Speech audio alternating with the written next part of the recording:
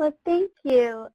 Thank you to all of our presenters and to both of our practitioners who shared their reflections. First of all, I want to thank you all for really highlighting the fact that English learners are not a homogeneous group.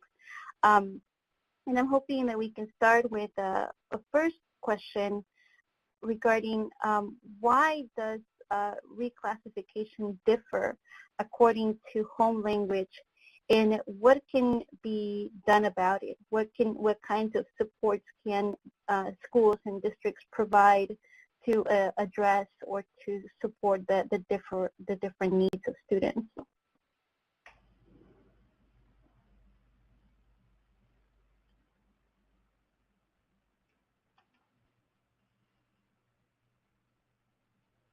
Perhaps we could start with either Jason or Zabala giving us their research perspective on that question, and maybe followed by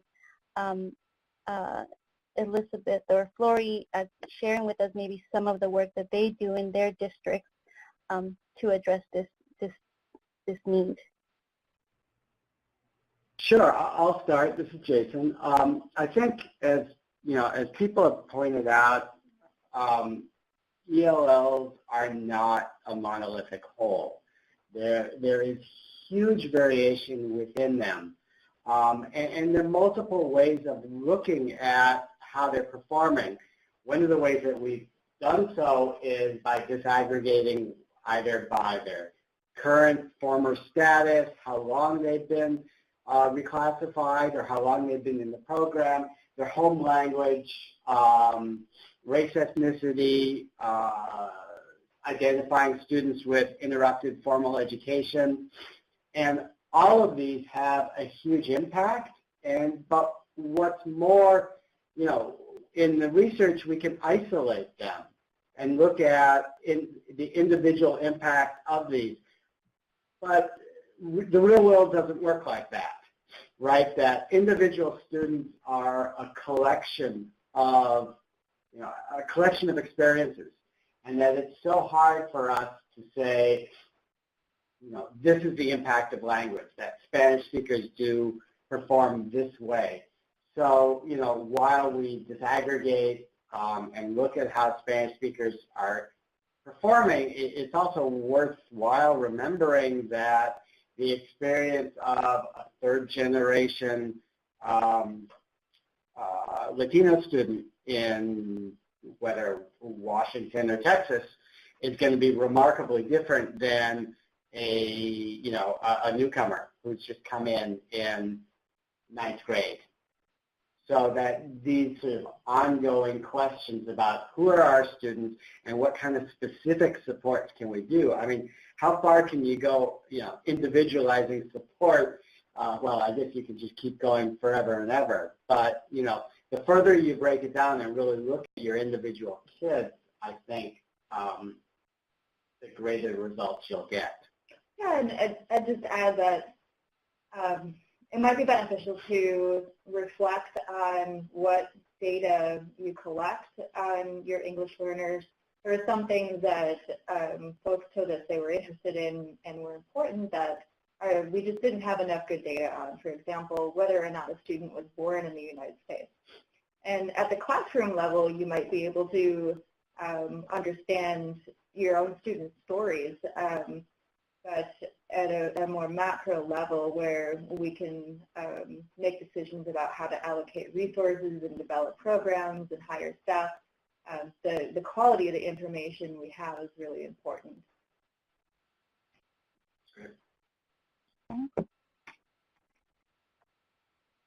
Flory or Elizabeth, do you have any information to share about how you might address some of these differences in your district?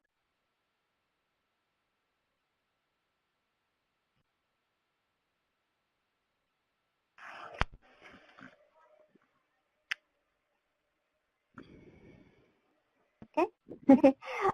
So I see a question in the chat box regarding a computer program. Cindy wants to know, what are some of the computer-assisted programs that are working in your district? So in our district, we have different programs depending on the different grade levels. So there are some programs that we use, in our case, for language development. At our secondary level, we have ESL Reading Smart. We also use My Virtual Reading Coach. We have the Read 180 that helps more with the reading content, but it also develops language. And then we also have Rosetta Stone, which obviously is assisting our students with their language development. And for content area, we have a program called Achieve 3000. And so that helps with content, but it also, all of these different programs that we use at the secondary level, they do provide a pre-test and a post-test. So for the pre-test, it helps inform the system of the level of knowledge and language of the student, so then it helps develop them from the point where they are based on their pre-test scores. Then it develops a pathway for them. And so each time the student logs in, they just jump into that where they last left off. Okay, thank you. This is Flori, and I was going to contribute a few programs for our ESL learners at the elementary level. We get Imagine Learning, which again, like Liz mentioned, does a pre-test and a post-test, and it develops language as well as academics in reading. And then at the secondary level, they use Rosetta Stone as well. Okay, thank you. Mm-hmm. Going back to the sort of overarching questions, again, you know, it really stands out the issue of the fact that students, the EL population, is not homogeneous, and so, and perhaps some of these differences require different supports.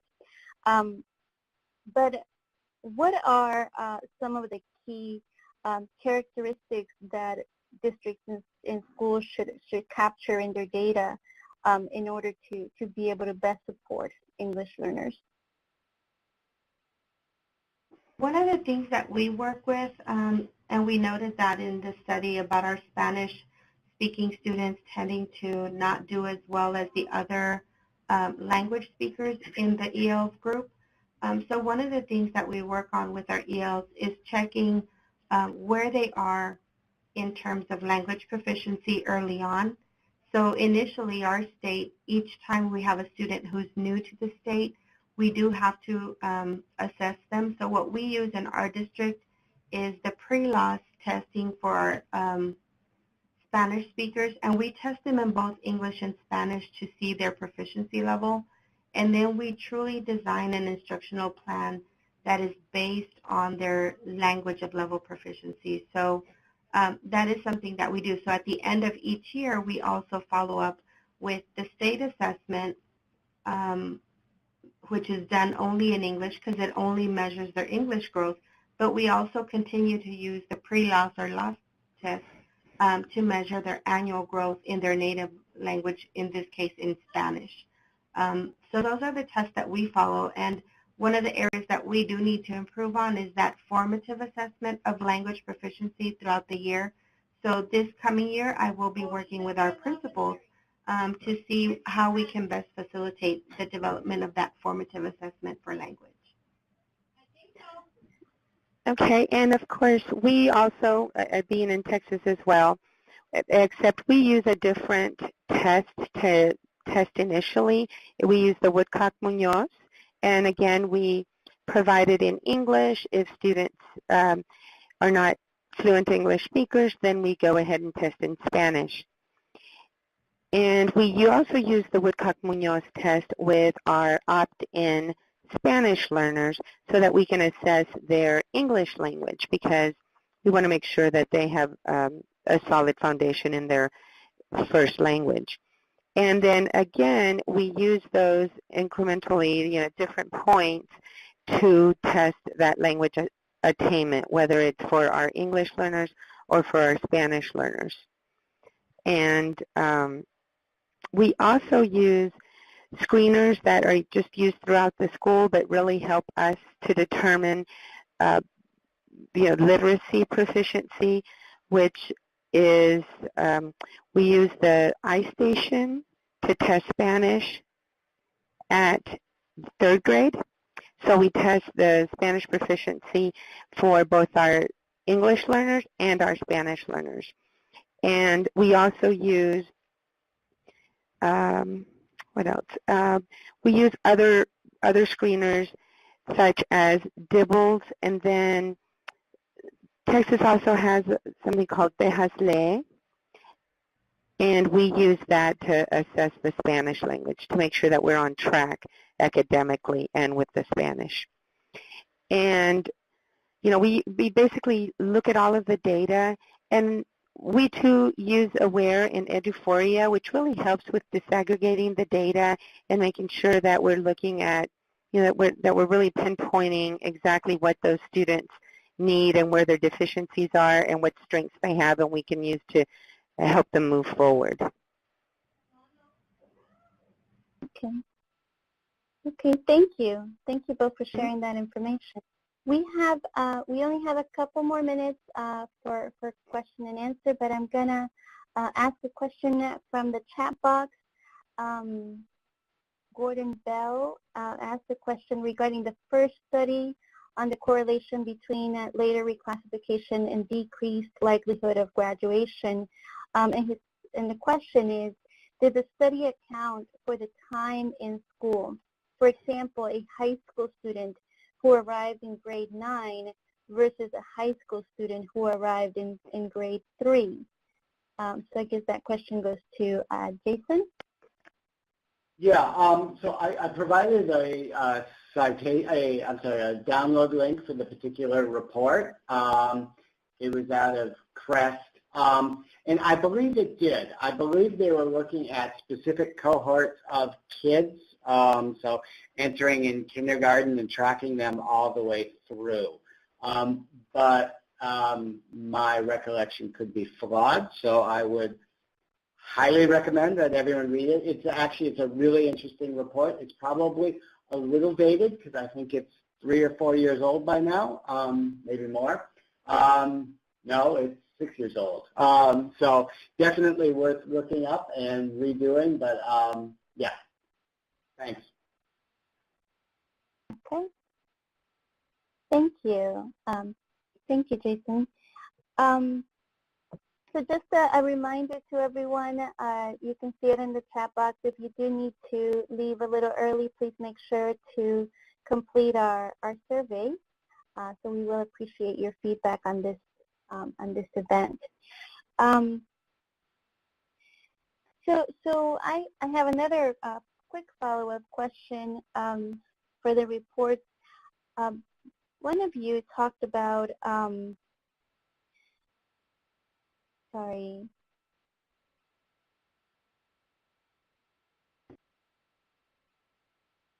Oh, sorry.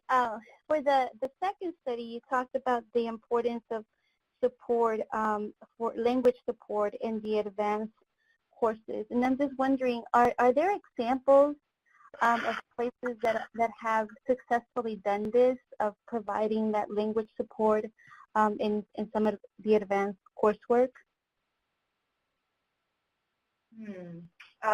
Off the top of my head, I'm not sure. I do know that it's a perennial struggle to find teachers who are certified, especially in the STEM areas or those other hard to staff positions, who are also dual language teachers.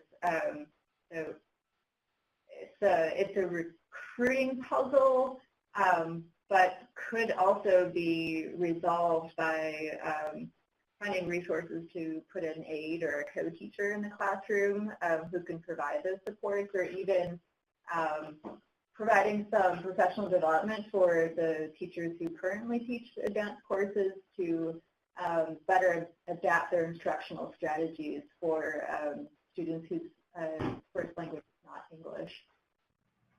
Yeah, I could add on that I know of a couple of districts that have created sheltered Algebra 1 courses in 8th grade, so that, these districts are requiring, I think all of their students take Algebra 1 in 8th grade, and for ELs, they're putting them into specific classes that have teachers both with SIOP or SEDI training, as well as, in some cases, a bilingual aid. Thank you. Thank you. So I think we have time for one more question. The question that came in as part of the questions that were submitted in registration is regarding students with special needs, or students with disabilities. And the question is, how do you differentiate between English learners with disabilities and those who learn at a lower pace while working toward language proficiency? For us, one of the things that we consider is just the task itself, and we look at students individually. So the question we always ask our teachers is, if this assessment or this task assignment was given to them in their native language, would the student also demonstrate the same level of difficulty, or would he perform at the same level in both languages? So we make sure that if the teacher says, if I would have given it to him in Spanish, he would have gotten a higher grade or he would have understood, then we look at that from the language development perspective and not necessarily through the perceived disability that the student might have. So it helps us have that conversation with the teacher. We also look at if the student has an identified disability, or if it's just a student that will continue to be learning at a slower pace. So if the student is just a student who learns at a slower pace, then we find a support system that, one, allows the student a preview to the lesson to give them extra time for processing. So we may reduce the task size. So the content itself is not lowered. It's just the amount of time that the student is able to dedicate to the task. We try to extend that time. And if it's truly a disability issue, then the question is, does the disability require a different modified lesson altogether, or is the level of support that we give them, is that going to mitigate the factors or the contributing factors from the disability itself? So that's basically we address each student on an individual case by case, and it's really through a lot of conversation with the teacher to help us identify what's the best way to approach the support that we give the student. Thank you. Do we have any other comments on this question?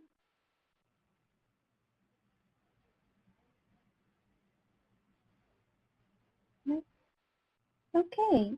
I think that wraps us up. So I think we can. So again, thank you to our presenters. We will now provide an overview. Like I said at the beginning, I work with the English Learner Research Alliance out of the REL Southwest, and we have a few research projects that are currently underway and a few reports that will be coming out pretty soon. So we would like to give you a very quick infomercial of our different projects and reports that you have to look forward to. We'll begin with Veronica. Hello, this is Veronica Garcia. I'm a senior researcher for REL Southwest. This is a sneak preview of project reports that are still under review, so we're not able to share findings right now. The first study, entitled The Representation of Grades K through 5 English Learner Students in Gifted and Talented Programs in Texas, is addressing the underrepresentation of English learner students in gifted and talented programs. One purpose of this study is to provide some descriptive characteristics related to timing and participation of students in GT programs in Texas. A second purpose is to identify schools that have proportional representation of ever English learner students in their GT programs and compare the demographics to those of schools with less than proportional representation. And a third purpose of the study is to determine if English learner status affects the probability of a student being identified as gifted and talented after taking into account the student's achievements and socioeconomic status. The second study is entitled Relationship Between Certification of English Learners, Teachers, Relationship between certification of teachers of English learner students and English language proficiency and academic achievement in a Texas district. The first slide lists the research questions. This study is trying to provide actionable information to address the scarcity of bilingual teachers in Texas. Specifically, the purpose of the study is to provide some actionable information related to the association between teacher certification characteristics and achievement of English learner students in grades 4 and 5 using data from Houston ISD. The second slide describes the study sample. In terms of outcomes, the study looks at student growth in math, reading, and English language proficiency.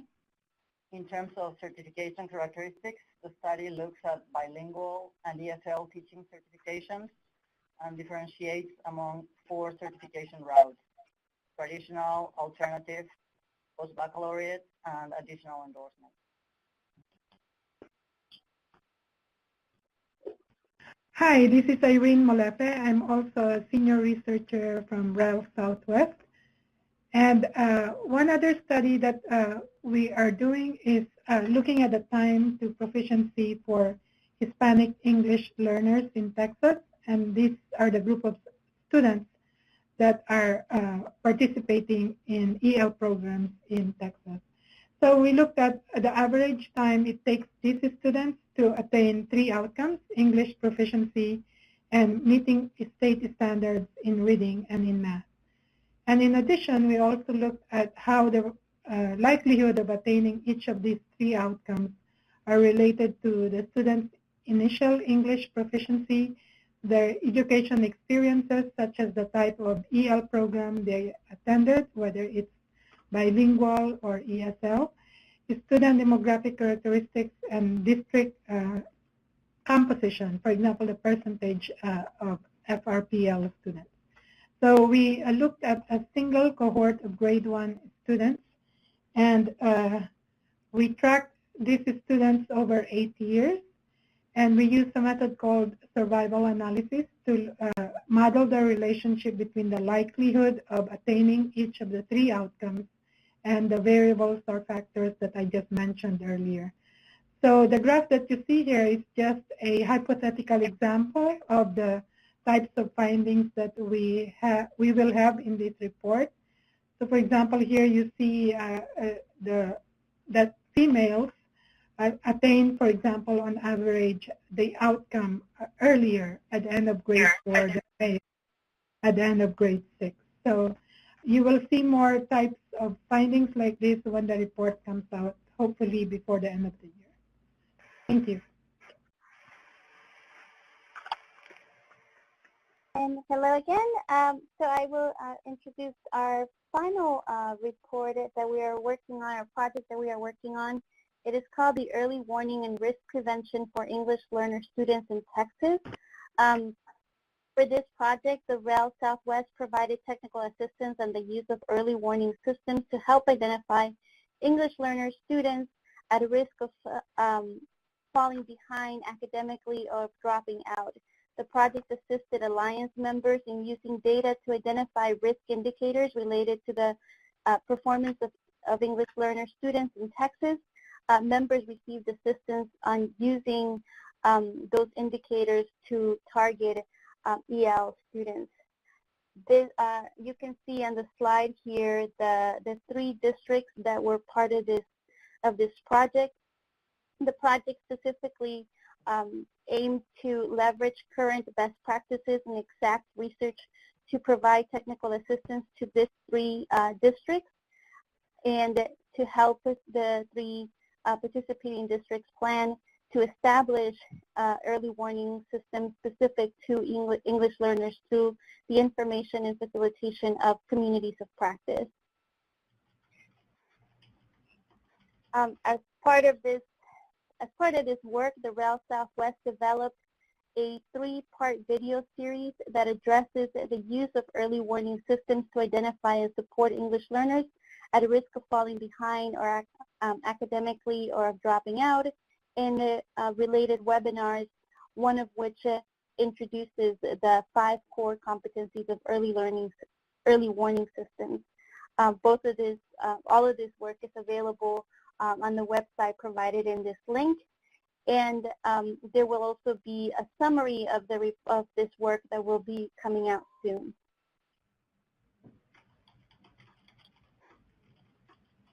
And that completes our infomercial.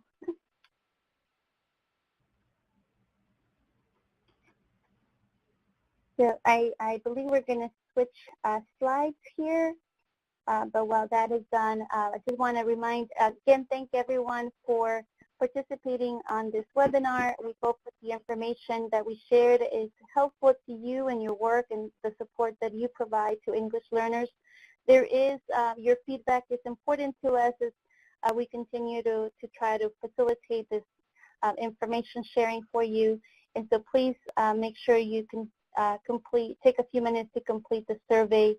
The link is at the bottom here and will also show up in the slides. And I believe that is it. Thank you, everyone, for your participation. Thank you to all of our presenters and our practitioners who shared your reflections on this work.